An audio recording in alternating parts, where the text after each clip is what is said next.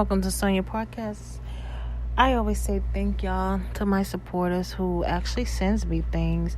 So a lot of time I get my information from supporters sending me stuff. So this is from thank you, Dominic. This is from a psychologist. This is why you get the ick. So this is for young men and women. So the ick factor, getting the ick. Chances are you heard these phrases more than once, and maybe you experienced the ick firsthand too.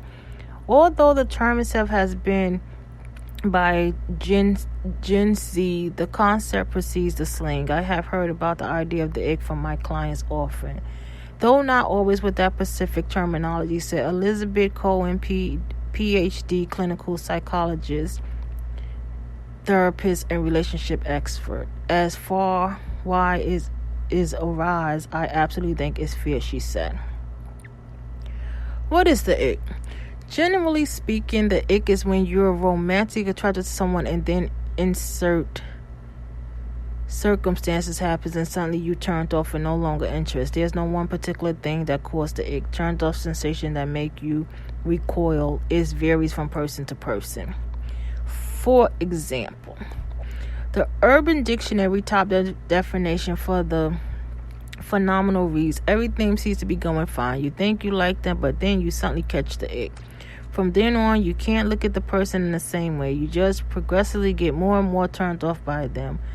Weirdly, and maybe for no reason in particular, grossed out. So you can personally experience the ick ranging from had an iPad to got a buzz cut to held my hand in public. Though the term has been brought back into common recently thanks to TikTok, it seems to have originated in the late 90s thanks to the TV show Ally McBeal. In episode 15 of season 1, Following a Bad Day, McBeal tells the person whom she's seeing that they're not a good match, even when she's not sure exactly why she calls the sensation the ick, saying that it means just not meant to be. The psychology of the ick, as you may have guessed, the ick isn't exactly a medical term used in psychology, yet it's a super common experience, said Cohen. At the root of it, very often getting the ick is a defense mechanism, she said. I see this with my clients who have experience of not trusting other adults, not believing that people are going to show up for them, she is Cohen. Once someone starts to show up for them, be trustworthy, etc., their nervous system is so not used to it. As a result, those good behaviors can feel repulsive and unattractive, she said. The attention, sensitivity, and emotional attunement this person is giving you is something you need but may have grown up without or been missing in past relationship. In order to get through not being seen, heard, held as a child in past relationship, etc., you have to convince yourself that you don't need those things. Therefore, it was protective to think that behavior was icky because it protected you from feeling what you were missing as a kid. And as a kid, you can't really feel what you're missing because you need to see your parents as safe and comfortable. If you were growing up without those needs being met, you have to kind of tell yourself that it's gross when someone really sensitive, attentive, thoughtful, and curious enough to ask you what you're feeling or even calls you on your stuff. This might sound a little drastic considering that it can be triggered by seemingly trivial things such as the way a person orders coffee. It is true that the ick doesn't always result from the person doing nice things for you.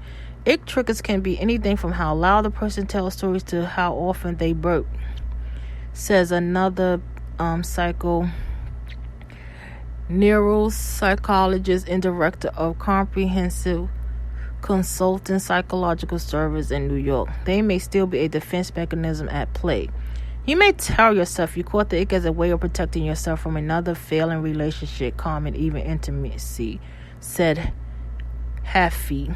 However, everyone you will ever come across has good and bad qualities. Not to mention your concept of what it is an attract may be shaped by society, and that can certainly come into play in the development of the ick. The ick tends to be an internal feeling that you get rather than something driven externally. That being said, some people are highly influenced by society and may be more concerned with outward appearance and interpret it to others as an ick, said Tiffany Denny, certified life coach and co-founder of the Relationship Recovery which provide tools and coaching to help people move past damage in relationship. When you lack chemistry with someone, it can create the ick factor early on, even if the person checked the rest of your boxes, said Denny.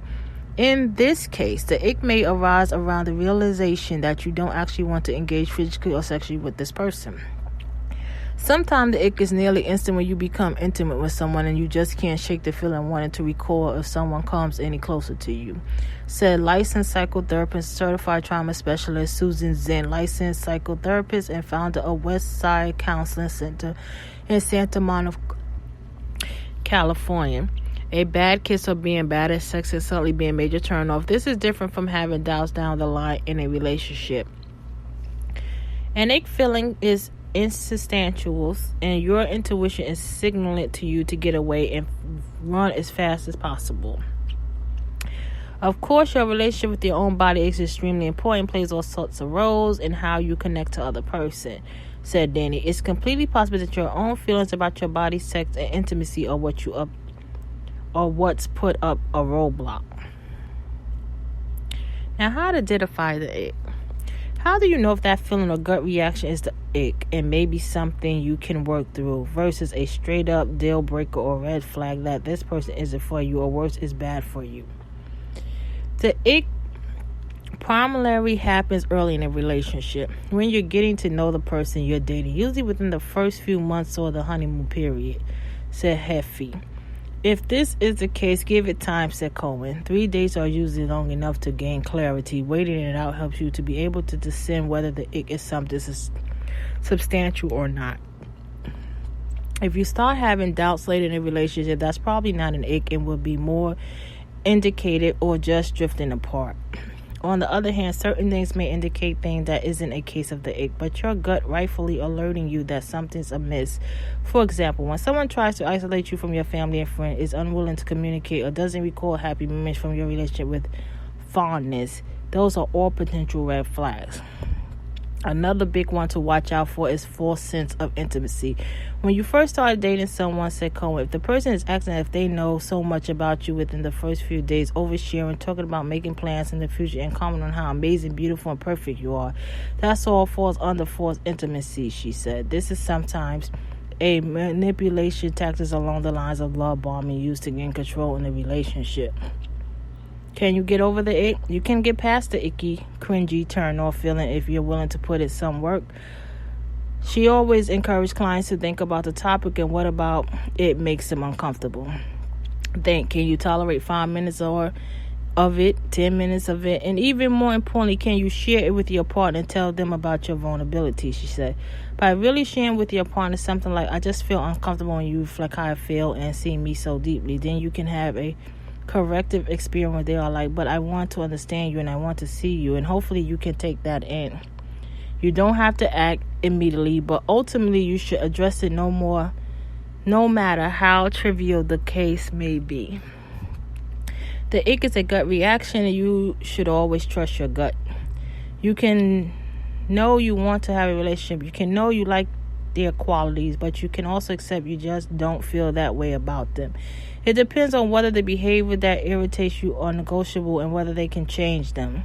It's better to accept sooner rather than later that the relationship will not work in order to move on. If you think the icky feeling your experience might be indicated or larger issues, don't be shy about seeking help. If you can't allow yourself to feel a little bit uncomfortable, love and well taken care of, connect to another person and you're avoiding a partnership love bubble, then therapy can be very much help, she said.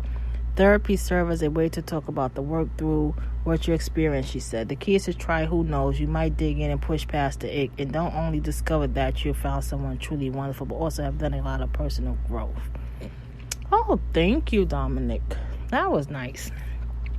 So I'd like to thank y'all for listening to my podcast. Please get a 5-star review on Speakers, Anchors, iHeartRadio. Wherever you listen to podcasts, please share. Follow me at son.ia, Instagram, Sunset, Twitter, Facebook, YouTube, Pinterest. Go to my website, http://podcaster/wordpresses.com. www. Use promo code Sonia. www.Instacart156. If you'd like to buy me a coffee, you can buy me a coffee. Please follow my son Sounds on Instagram. Please listen to his album on Sounds on Apple, Spotify. Thank you and have a blessed night.